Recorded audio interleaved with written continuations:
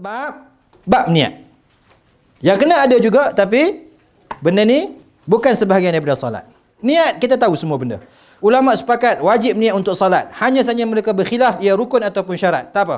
Niat itu tempatnya di hati. Jika lafaz niat berbeza dengan apa yang di hati, maka yang diambil ialah apa yang di hati. Seandainya berniat untuk membatalkan salat ketika sedang mendirikan salat, maka salat terbatal. Ini pendapat Syafi'i dan Malik. Abu Hanifah menyatakan tidak terbatal. Dan Ahmad kata apa? Kalau niat nak batal tapi cepat-cepat betulkan. Oh, tak apa. Niat berfungsi untuk membezakan jenis ibadat. Tidak boleh mendirikan salat dalam keadaan tidak tahu salat apa yang nak didirikan. Ini kita dah tahu dah. Dan bahkan benda ini berlaku secara spontaneous tanpa perlu kita bincang panjang. Seterusnya yang kedua, rukun ialah berdiri jika mampu. Untuk salat fardu. Berdiri merupakan rukun salat fardu dan tidak rukun dalam salat sunat. Dalam salat sunat kita ada pilihan untuk berdiri ataupun tidak. Maka kalaulah kita rasa malas nak sembahyang tarawih, sembahyang juga dalam keadaan baring pun tak apa. Tak, duduklah. Yang penting sembahyang. Sebab tarawih apa? Tarawih ialah sunat. Tapi sembahyang fardu wajib kena berdiri secara setakat mampu. Ada kat sini. Bila nak start videonya?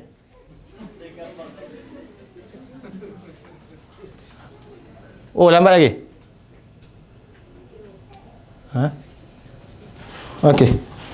Nanti kalau ada video ke gambar ke bagi tahu Saya tak nampak. Weh, tipu ke apa ni? Tak. Ni sunat. Belum sampai lagi ke sampai dah? Belum lagi kan? Belum sampai lagi. Nak tengok gambar je lah. Oh, lenguh macam ni. Okey, ya Allah. Baik. Ulama sepakat tidak sah salat fardu tanpa berdiri bagi yang mampu. Seterusnya menghadap ke arah sutrah. Sutrah ni benda yang sangat asing dalam masyarakat kita. Sedangkan benda itu sangat-sangat diamalkan dekat banyak tempat, kebanyakannya kat tempat negara Arab. Sutrah apa dia? Benda yang kita kena letak dekat depan kita. Dalam hal ini Abu Sa'id Al-Khudri radhiyallahu anhu berkata, Rasulullah sallallahu alaihi wasallam bersabda, apabila salah seorang daripada kamu mendirikan salat, hendaklah dia salat ke arah sutrah. Fal yusalli ila sutratin, dan mendekatkan diri kepada sutrah tersebut. Janganlah dia biarkan seorang pun melintasi di hadapannya. Seandainya ada datang seorang melintasi di hadapannya, hendaklah dia memerangi orang tersebut. Macam tuan-tuan. Dalam hadis dia kata fal yuqatil. Hendaklah kita bunuh orang tu. Mati habis orang kat Malaysia ni. Sesungguhnya dia adalah syaitan. Kedua pula. Macam nak faham hadis ni tuan-tuan. Kita tengah sembahyang, ada orang lalu depan kita. Dan kita letak sutrah. Syarat dia. Kita letak sutrah, orang lalu depan kita. Pertama kita kena bunuh dia. Kemudian kita kena isytiharkan dia syaitan. Macam. Sebab Nabi kata apa? Fal yuqatilhu fa innahu syaitan. Maksudnya apa? Kita kena bersungguh-sungguh menghalang dia. Sebab dia bersama dengan syaitan. Maksud fal yuqatilhu apa dia? Kita kena halang dia sungguh-sungguh. Jangan lalu. Maka bila orang nak lalu, kalau dia tak sedar, kemungkinan dia tak sedar ada sutrah, maka kita kena tahan dia. Sungguh-sungguh. Bukan malu-malu. Tak boleh. Tak boleh. Dia kena sungguh-sungguh.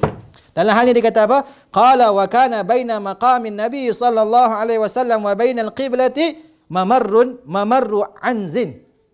Jarak antara Nabi sallallahu alaihi wasallam dengan sutrah dia apa? Sekadar muat seekor kambing. Maksudnya apa? Sutrah ni yang betul-betul boleh jadi sutrah bila mana ini kita semayang dan ini sutrah kita.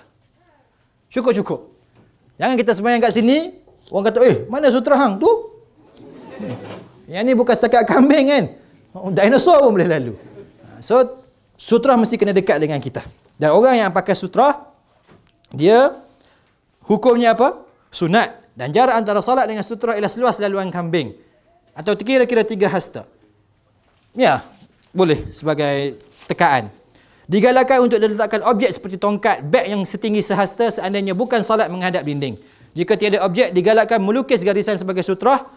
Hadis ni dhaif sebenarnya. Betul, kat sini ada. Selamat yang tak tulis.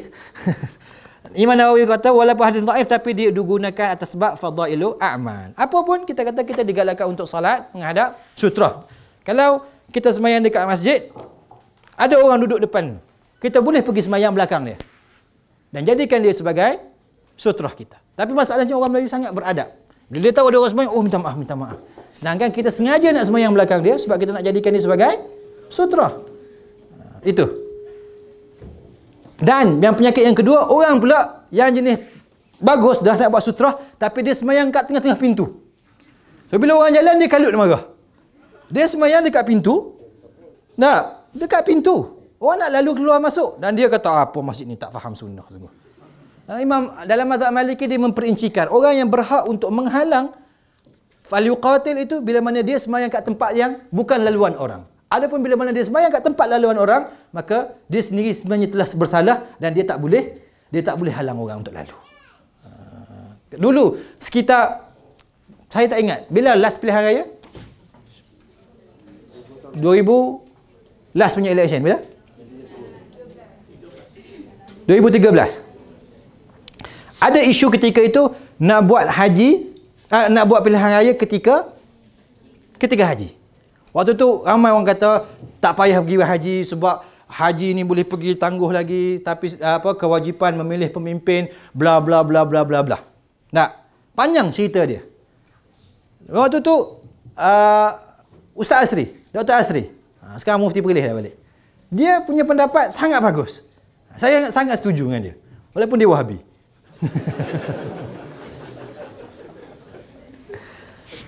Minta maaf Ustaz. Dia kata kenapa perlu bincang kena tangguhkan haji tak nak memilih pemimpin, melakukan tanggungjawab sebagai citizen untuk memilih pemimpin lebih utama gini. Sedangkan kita ada hak untuk, kita ada kuasa untuk orang panggil pindahkan waktu pilihan raya ke tempat lain supaya tak kacau musim haji. Dalam kes ni dia kata dia kiaskan macam orang yang sembahyang dalam waktu untuk halang orang lalu depan dia, tapi sebenarnya dia yang cipta masalah itu untuk sembahyang kat tempat laluan orang. So kita yang cipta konflik tu tadi. Kita yang nak buat pilihan raya time, orang nak pergi haji. Seperti mana kita nak halang orang. Kita sembahyang, kita anggap kita halang orang, jangan lalu depan kita. Sedangkan kita sembahyang kat tempat laluan orang sebenarnya. So kita kata kita kena betul cara fikiran kita. Adapun kalau dalam masjid, dalam ruang sembahyang, kita sembahyang dan kita letak sutra, maka bila ada orang nak lintas, maka kita wajib ataupun sunat sebenarnya untuk menghalang. Kita menghalang orang daripada lalu depan kita. Seterusnya apa ni? Macam dalam gambar ni kita tengok. Antara orang yang solat dengan sutrah dia. Dan sutrah dia can be anything. Tu kursi mana disebat pun tak tahu. Tapi tak apalah, boleh letak jadi sutrah dan jarak dia tak jauh sangat. So, apa-apa yang nak lalu kat tengah tu, maka orang panggil orang yang salat ni, dia kena halang. Pandangan mata ketika salat. Dalam isu pandangan mata, sepakat ulama kata larangan ialah untuk apa? Melihat ke atas. Sama ada haram ataupun makruh. Dalam hal ini Nabi SAW sangat tegas. Nabi kata, hendaklah orang yang memandang ke atas ketika solat itu menghentikan perbuatan itu, ataupun Allah akan butakan mata dia. Nabi marah orang buat macam tu. Maka melihat ke atas satu benda yang ditegah. Itu confirm. Nah, kita boleh teka, tapi Nabi tak sebut. Tak hormat, tak khusyuk, nampak pelik dan sebagainya, kita tak tahu. Tapi Nabi tak buat. Nabi tak bagi. Kita pun tak buat ni nak kata. Kenapa? Kat sini pun ada. Saya pun tak perasan. La yantahiyanna aqwamun yarfa'una absarahum ila as-sama'i fi as-salah aw la tarji'u ilaihim. Nabi kata hendaklah sesuatu kaum berhenti daripada melihat ke arah langit ketika salat, ataupun penglihatan mereka tidak akan dikembalikan kepada mereka. Ulama sepakat bahawasanya khusyuk dalam salat adalah sesuatu yang digalakkan. Maka digalakkan juga mengelakkan pandangan mata daripada sesuatu yang mengganggu. Mungkin ini satu kemungkinan. Ini juga satu kemungkinan. Memandang ke atas akan menghilangkan kekhusyukan kita sembahyang. Kemungkinan juga. Syafi'i menggalakkan melihat tempat sujud ketika salat. Imam Tahawi mendetilkan ketika berdiri melihat tempat sujud, ketika rukuk melihat kedua-kedua kaki, ketika sujud melihat hidung. At-Tarifi merumuskan hal ini semua tiada dalil yang sahih. Yang penting ialah mata melihat ke arah yang menambah khusyuk dan tidak melihat ke atas serta melihat ke kiri dan ke kanan, kerana dia dilarang dalam hadis Nabi SAW. Dan tidak digalakkan menutup mata ketika salat. Ini merupakan pendapat mazhab Syafi'i. Dan dimakruhkan kerana dikatakan menyerupai Yahudi. Masyarakat mazhab Malik tidak berpendapat ia makruh selagi mana dia tidak mudarat dan tidak mengganggu khusyuk. Maka isu pandangan mata dikaitkan dengan isu khusyuk. Maka yang ada larangan daripada Nabi ialah memandang ke atas yang pertama, dan memandang dipanggil ikhtilas ataupun apa? Ikhtilas ni apa ni? Orang panggil yakhtalis. Apa ni bahasa Melayu? Macam tu lah. Itu yakhtalis. Saya tak berapa faham, saya tak fasih sangat Melayu ni.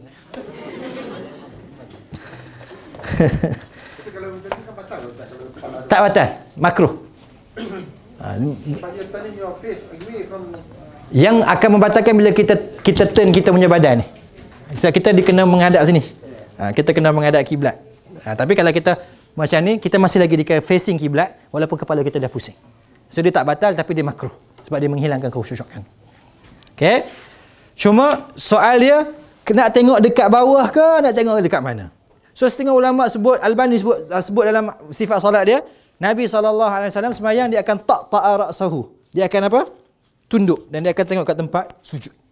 Tapi ada juga sahabat-sahabat Nabi SAW yang sembahyang dia tengok kat depan. Sebab tu kita tengok banyak hadis yang mana dia orang boleh cerita satu-satu Nabi buat macam mana tengah sembahyang. Nabi baca kuat, janggut Nabi bergerak, Nabi buat macam ni, Nabi buat macam tu. Pastinya dia orang akan sembahyang dan dia orang sebenarnya tengok Nabi kat depan, bukannya tengok kat bawah. Kenapa dia orang gelak? Betul, ulama-ulama sebut benda ni. Sebab ada bila kita punya pendapat kita kata kena tengok kat bawah. Ulama kata tak semestinya. Sebab ada juga dalil sahabat-sahabat juga sembahyang dengan keadaan dia orang tengok Nabi SAW dekat belakang. Sebab tu dia boleh tengok semua benda yang Nabi buat. Bila mana cerita Nabi baca, Nabi gerakkan mulut dia dan berjanggut Nabi pun bergerak daripada belakang, dia orang boleh tengok. Dan banyak lagi benda yang dia orang buat menunjukkan apa? Dia orang pun tak sembahyang yang tengok macam tu, bahkan ada juga yang sembahyang macam tu. Dan kedua-dua benda ni dibenarkan dalam solat. Dan sebab tu Syekh Tarifi dia kata apa? Apa yang penting ialah pandangan mata itu dapat membantu khusyukkan solat kita. Kalau kita boleh khusyuk tengok kat bawah, maka kita digalakkan untuk tengok bawah. Kalau kita boleh khusyuk dengan tengok depan, kita boleh tengok khusyuk kat depan. Yang tak bolehnya, pasti tengok ke atas. Yang makruhnya apa? Tengok ke tepi dan ke kanan. So kita tengok Allahu Akbar, boleh tengok bawah, boleh tengok depan, tak ada masalah. Tak. Cuma kat sini disebut khusyuk. Khusyuk ni macam mana tuan-tuan? Bila kita sebut khusyuk, kita akan selalu terbayang macam mana? Orang sembahyang khusyuk ni dia macam fana. Sembahyang Allahu Akbar, so jadilah apa pun. Bumi meletup ke, rumah masuk pencuri ke, air kat dapur, apa, kettle nak terbakar pun, cobaan. Adakah itu maksud khusyuk? So kita kata Nabi SAW manusia yang paling khusyuk dalam salat. Tapi Nabi SAW ketika baginda salat, baginda masih lagi boleh buka pintu untuk Aisyah tengah sembahyang. Baginda masih lagi boleh jawab salam dengan isyarat. Maksudnya apa? Nabi still aware dengan benda-benda yang berlaku. Dengan bila kita aware dengan keadaan yang berlaku, walaupun kita tengah salat, itu tidak memastikan maksudnya kita ni tak khusyuk dalam salat. Khusyuk dalam salat dia menuntut kita untuk kita sedar yang kita tengah buat apa.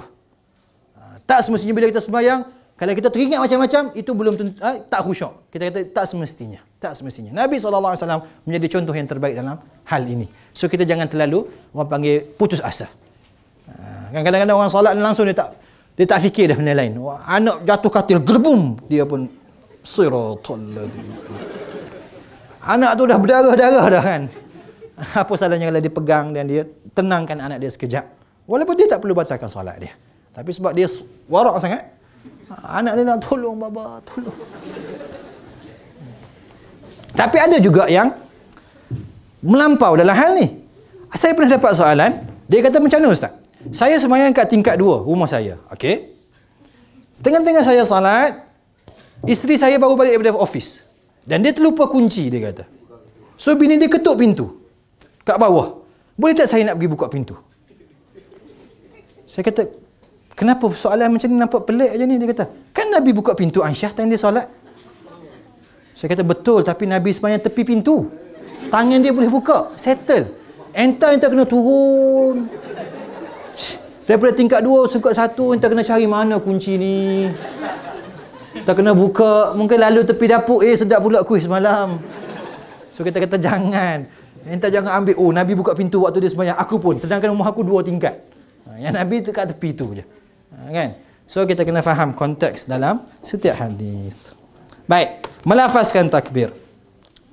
Rukun yang seterusnya, an Aisyah qalat, kana Rasulullah sallallahu alaihi wasallam yastaftihu as-salah bitakbir. Nabi sallallahu alaihi wasallam memulakan salat dia dengan takbir. Dan ini merupakan, kita kata apa?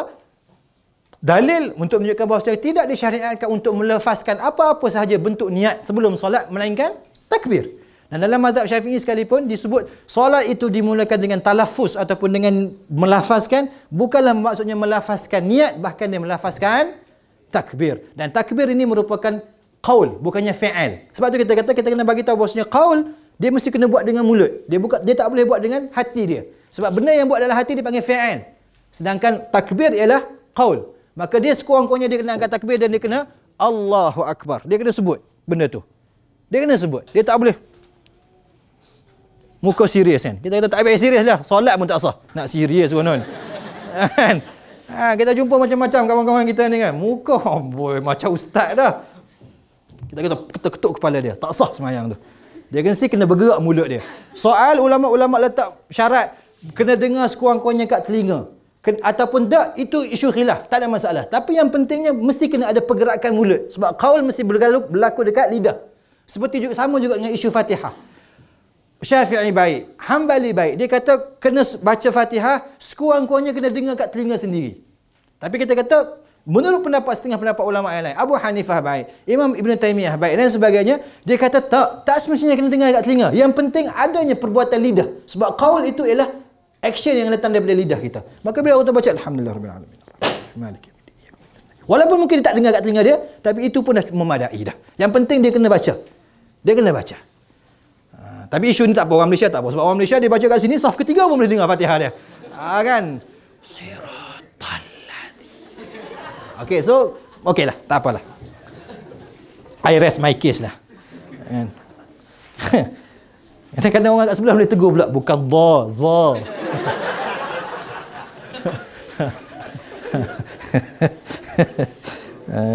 Allahumma salli ala Muhammad.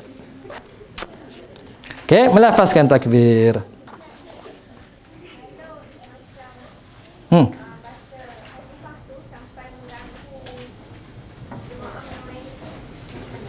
Ya, itu satu perbuatan yang dianggap sebagai tidak wajar dilakukan. Tak boleh. Hatta sebab itu kita kata tadi apa? Membaca Fatihah kita kena baca dengan mulut kita. Setengah ulama kata sekurang-kurangnya sampai ke dengar dekat telinga kita. Ulama yang mensyaratkan itu sekalipun dia tidak bermaksud sampai kita mengganggu orang. Sebab tu dia kata kena dengar kat telinga kita sekurang-kurangnya. Untuk memastikan memang kita sebut benda tu.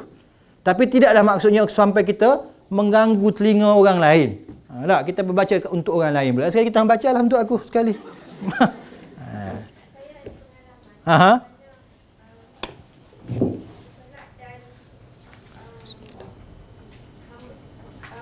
Orang yang sembahyang ni daripada awal sampai habis dia membaca tu dengan kuat. Dia tak kuat, dia macam ustaz baca. Oh, husky. Ya. Macam suara Anwar Zain. Kan? Macam Anwar Zain. Walatah. Kau tak dengar Anwar Zain? Saya dengar. Anwar Zain okey wak. Kan? Kita pun ada sisi-sisi lembut kita dalam hati. Muka je legend, hati taman. Betul. Dan benda tu tak boleh buat lah sebenarnya. Tak patut buat. Sebab tu Abu Hanifah dan pendapat mazhab Abu Hanifah dia sangat keras dalam isu ni.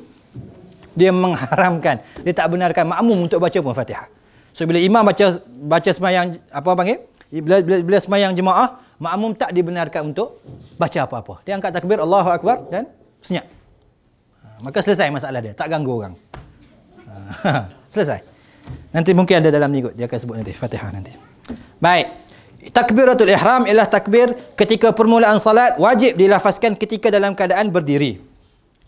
Takbir al-intiqalat, iaitu takbir berpindah daripada satu rukun ke rukun yang lain. Seperti mana kita kata apa? Allahu Akbar untuk rukuk. Sami Allahu liman hamidah, bangun balik. Allahu Akbar untuk sujud. Itu yang panggil takbir intiqalat. Mazhab Syafi'i dan majoriti ulama menyatakan bahawa takbir al-intiqalat hukumnya sunat, dan sebahagian ulama menyatakan yang wujud, yang wajib ni hanya takbiratul ihram sahaja, ataupun yang wujud. Wujud ke wajib? Sebahagian ulama menyatakan takbir al-intiqalat hukumnya wajib. Tapi kita kena faham kat sini, Imam Ahmad bin Hanbal dalam mazhab Hanbali dia ada beza antara wajib dengan rukun. Wajib dalam mazhab Hanbali apa dia? Kalau tinggal secara sengaja maka batal solat tadi. Tapi kalau tinggal secara tak sengaja maka dia kena wajib, kena sujud sahwi. Itu cerita Imam Ahmad bin Hanbal. Maka di sisi Imam Ahmad bin Hanbal, takbir intiqalat yang sami Allahu liman hamidah, Allahu akbar, semua benda tu hukumnya wajib. Kalau seorang tu tinggal secara sengaja maka batal solat dia. Kalau dia tinggal secara tak sengaja dan dia teringat, dia wajib untuk sujud sahwi. Adapun jumhur ulama dia kata apa? Takbir intiqalat merupakan takbir yang bersifat sunat semata-mata, dia tak perlu sujud sahwi pun kalau tertinggal. Dan mengangkat tangan ketika takbir. Kat sini Abdullah bin Umar. Kat sini pun ramai orang yang selalu keliru. Masalah angkat takbir, ni ada ni. Sifat. Kat sini tak ada cerita sifat angkat takbir. Mengangkat tangan. Yang ni yang okey, itu yang salah. Ini yang salah, dan yang ini yang betul. Sifat angkat takbir. Sama ada diangkat, orang panggil membetuli hadhul mankibain ni paras bahu ataupun paras telinga. Inilah sifat yang sabit daripada Nabi SAW. Maka yang sebenarnya ialah apa? Yang sama ada dekat sini atau atas sikit pun boleh. Yang sentuh kat sini, dia tak boleh dalam erti kata bukan sifat solat Nabi. Dia sama di sini sama bahu ni, ataupun atas sikit. Bagi sama dengan telinga ni sikit. Bukan sentuh telinga, sama paras. Sama paras dengan telinga. Macam ni lah. Bukan. Satu lagi. Yang sebelum tadi. Tu. Kan yang ni sama bahu, yang ni atas sikit. Telinga tu belah atas telinga ke paras? Sini. Bukan ni dah atromen ni. Bawah sikit. Bawah sikit. Bawah sikit. Ini adalah best practice. Mungkin kita selama ni dah banyak tak buat dan tak biasa, kita boleh biasakan. Sebab benda ni sunat. Lafaz takbiratul ihram rukun, wajib. Tapi mengangkat tangan hukum dia apa? Sunat. So kalau kita tak angkat sekalipun, tak ada masalah. Solat kita sah. Cuma kita kata gambaran terbaik untuk angkat takbir, of course gambaran angkat tangannya Nabi kita Muhammad. So itu cara dia. Sama ada kat sini atau atas sikit. Tapi yang ada pada kita macam-macam juga lah sekarang dah.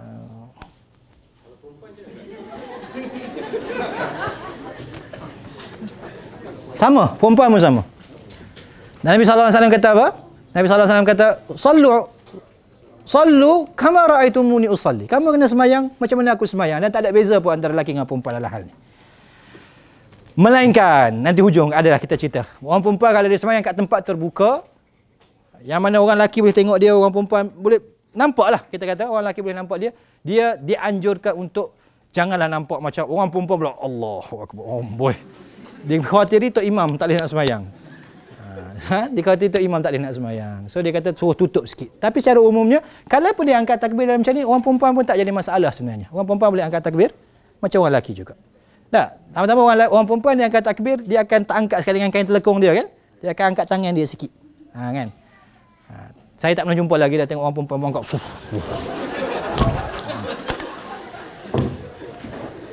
Yalah, saya pun ada mak, saya pun ada bini juga. So kita tengok orang perempuan semayang, okey. Alright ya, dia semayang kan.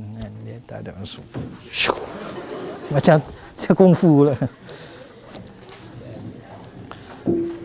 Kat mana nak angkat takbir? Ada tak cerita kat sini? Ada. Dekat mana? Ulama sepakat disunatkan mengangkat tangan ketika takbiratul ihram. Syafi'i kata angkat separas bahu, Hanafi kata paras telinga, Ahmad pula menyatakan kedua-duanya boleh. Tu kata Ahmad memang best. Semua boleh. Saya kempen untuk bermazhab dengan mazhab saya. Kalau kita ada masa nanti kita beritahu, kenapa Ahmad selalu jadi macam ni? Tuan-tuan, kalau tuan-tuan baca mana-mana kitab pembandingan, kitab fiqh pembandingan, kita akan jumpa ini pendapat Syafi'i. Ini pendapat Maliki. Ini pendapat Abu Hanifah. Dan ini adalah salah satu riwayat daripada Imam Ahmad bin Hanbal. Imam Ahmad bin Hanbal dia tak akan keluarkan ijtihad dia. Jarang sangat dia akan berijtihad, melainkan dia hanya akan riwayatkan apa yang sampai dekat dia. So riwayat tu boleh jadi 2-3 riwayat. So dia tak buat keputusan. Cuma orang tanya, "Ustaz, apa keputusan? Apa soalan? Apa jawapan ni?" Maka dia kata, "Aku pernah dengar orang ni bagi tahu. Orang ni pernah bagi tahu bahawasanya Nabi SAW bagi tahu benda ni." So hang faham sendiri je lah. So itu Imam Ahmad punya style. Dia tak akan buat keluar pendapat dia berbanding dengan Maliki, Syafi'i dan sebagainya. Berdasarkan hadis ni, maka kita boleh buat kesimpulan. Ini begini keputusannya. Itu style dia. Masing-masing punya style. So Ahmad ni memang best sebenarnya. Mazhab Syafi'i, Hanafi hanya diangkat pada takbiratul ihram sahaja, dan mazhab Syafi'i hanya diangkat ketika empat tempat ni. Berdasarkan hadis Abdullah ibnu Umar, iaitu pertama sekali takbiratul ihram, Allahu Akbar. Kemudian ketika hendak rukuk, Allahu Akbar. Dan kemudian daripada ketika i'tidal, Sami Allahu liman hamidah, dan ketika bangun daripada rakaat kedua lepas tahiyat awal tu tadi. Ini 4 tempat yang disunatkan untuk angkat. Hanafi kata tak angkat langsung. Hanafi kata yang angkat waktu takbiratul ihram awal-awal sahaja. Tapi jumhur dan pendapat yang lebih tepat insya-Allah berdasarkan hadis Abdullah bin Umar, kita kena angkat tangan selain pada takbiratul ihram juga. Sunat juga. Tapi yang mana? 4 tempat ni. Takbiratul ihram, nak rukuk, bangun daripada rukuk dan bangun daripada rakaat kedua selepas tahiyat awal. So, kalau orang yang angkat takbir setiap kali dia bangun untuk rakaat baru, kita tak tahu dia mazhab apa. Kita tak pernah jumpa dalil lagi setakat ni. Tapi kita pernah jumpa ramai orang macam tu. Rakaat pertama dia baru masuk rakaat kedua pun dia angkat takbir. Rakaat kedua of course lah dia angkat takbir. 3 pun dia angkat takbir juga. Angkat je takbir kerja dia. Angkat tangan dia. So kita kata apa? Bertenang. Kan? Radio era kan? Angkat tangan dan bertenang. Mesti tak dengar dia Aikim.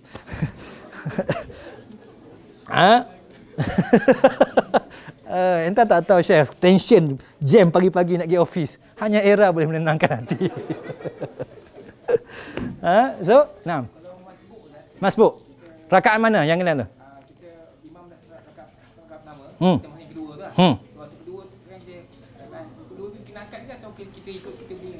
Kita ikut counting kita. Kita ikut counting kita. Sebab tu Nabi kata dalam hadis tu Nabi kata apa? Wa ma adraktum fasallu wa ma fatakum faqdu ataupun fa'atimmu. Semayang ni Nabi kata kamu kalau ikut imam jangan lari. Hadis tu Nabi kata kalau kamu masbuk jangan kamu kejar-kejar. Bahkan kamu kena pergi alaikum bis sakinati wal waqar. Pergi ke masjid kena tenang dan penuh kredibiliti masuk masjid. Macam kita sekarang ni nak kejar takbirat, nak kejar rakaat pertama dengan imam, dengar imam semayang subuh baca qul huwallah kerat 2. Kisah benar tuan-tuan. Qul huwallah teruk sangatlah, tabat yadah lah. Kerat. Baca semayang subuh lah. Kita ingat ke? Orang azan subuh, kita pun ambil air semayang. Kita nak semayang subuh 2 rakaat, semayang sunat kat rumah. Tak? Kita semayang sunat dekat 2 rakaat kat rumah, kita keluar pintu kita. 5 minit baru. Kita sampai ke pintu masjid, dia pun apa? Tabat yada Abi Lahabin wa tab ma aghna anhu maluhu wa ma kasab. Sayasla naran zata lahab wa imra'atuhu hammalatal hatab. Dalam masa 5 minit tu dia boleh sampai ke situ. Kita pun buka slipper pun tak tahu pergi mana dah. Lompat masuk surau. Nak kejar sebab nak dapat rukuk. Dah lah kita bangun awal. Tiba-tiba kena masbuk pula. Tak puas hati betul. Tapi Nabi kata apa? Alaikum bis sakinati wal waqar. Hendaklah kamu pergi ke masjid dalam keadaan sakinah, dalam keadaan tenang dan waqar, dengan penuh kredibiliti masuk masjid tu. Dan Nabi kata wa ma adraktum fasallu. Apa-apa yang kamu sempat catch up dengan imam, sembahyang. Dan wa ma fatakum faqdu. Dalam hadis tu hendaklah kamu qada. Adalah riwayat ini sebut fa'atimmu. Maka kat situ setengah ulama kata maksudnya apa? Maksudnya kita kena qada. Bila kita qada maksudnya kita buat yang asal kita dulu 1 2 3. Bila kita dah habis baru kita sambung yang kita 4 contohnya.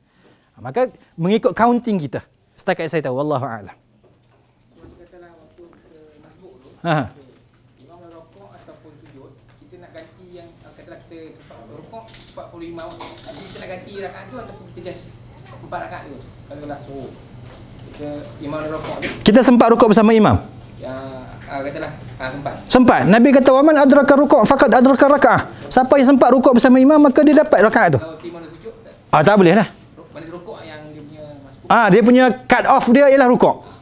So kalau kita sempat rukuk dengan imam, maka kita dapat rakaat itu. Kalau kita tak sempat dengan rukuk, imam dah i'tidal, maka kita kena masuk sembahyang. Nabi kata buat apa yang imam buat, tapi rakaat itu tak dikira.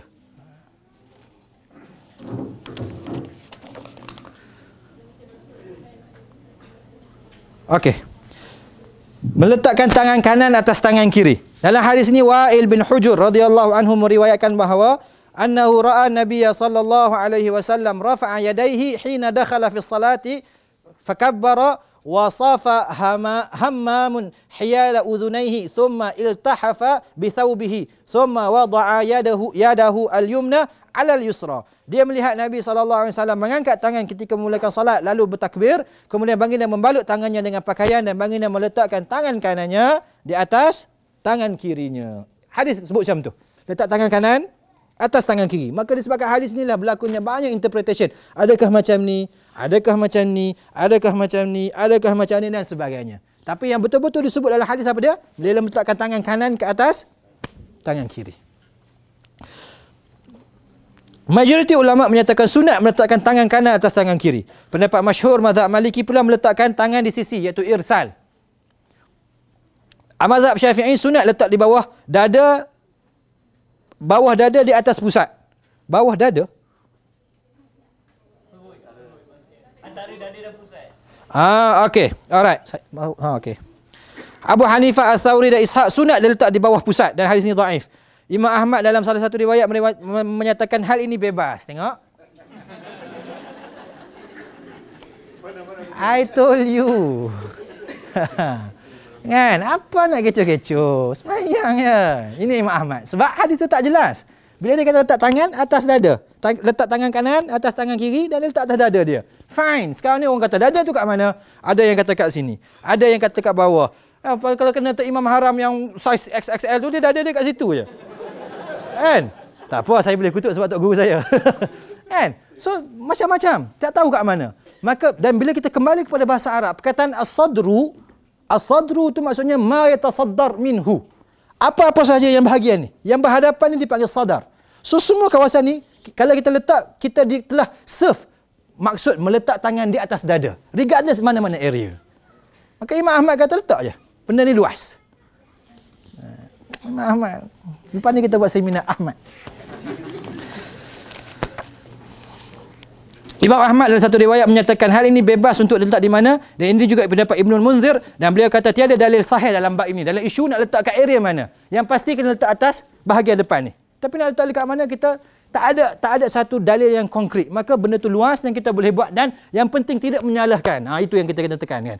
Kalau kita memilih untuk letak dekat sini, maka tiba-tiba kita jumpa member kita yang nak letak dekat bawah pusat sebab dia ikut mazhab Hanafi. Walaupun kita tahu hadis itu dhaif. So, kita tak ada hak untuk kita kata, jangan buat benda ni bid'ah. Tak. Sebab hal ni terlalu luas dan dia terbuka kepada interpretation dan semua orang boleh beramal berdasarkan kefahaman dan keyakinan dia masing-masing. Dia tak ada benda yang tu. Melainkan kalau kita tengok sembahyang, Allahu Akbar, dia letak kat sini. Kita kata, Syekh jangan. Khilaf, relax sudahlah. Kan, ni sembahyang letak kat sini kacau. Kan, kita kata nak khilaf pun padan-padan lah. Sini sudahlah, nak atas sini ni macam mana. So, kita kena tengok. Mana kita boleh tolerate, kita tolerate. Yang mana tak boleh tolerate, jangan tolerate. Membaca doa iftitah. Ni apa? Tengok. Okey, meletakkan tangan kanan atas tangan kiri, sunat. Nah, ini semuanya boleh. Ini Abu Hanifah. Boleh tengok belakang yang kita tengok dalam kita punya ni. Semuanya betul. Semuanya boleh buat, bukannya semua betul. Semuanya boleh buat. Tapi yang ni, ini selalu kita jumpa. Yang ini zapin sikit. Ini sembahyang cara zapin sikit. Kan dia? Allahu Akbar, dia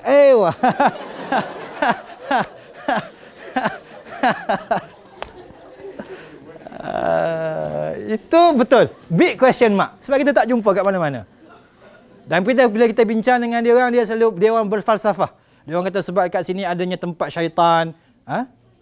Hati kita dekat sini, maka untuk jaga dia, untuk supaya tenang dan khusyuk, maka kita kena pekup dia kat sini. Kita kata, Syekh, susah. Ni bukan nak ambil free kick. Kan? Orang ambil free kick memang ditutup. Sebab takut kena bola kat situ. Yang kita nak ambil sembahyang, kita tak perlu berfalsafah. Kita kena pergi pada dalil dia. So, selagi mana dalil tak ada ke sini, maka yang kat sini sudahlah. Tak payahlah nak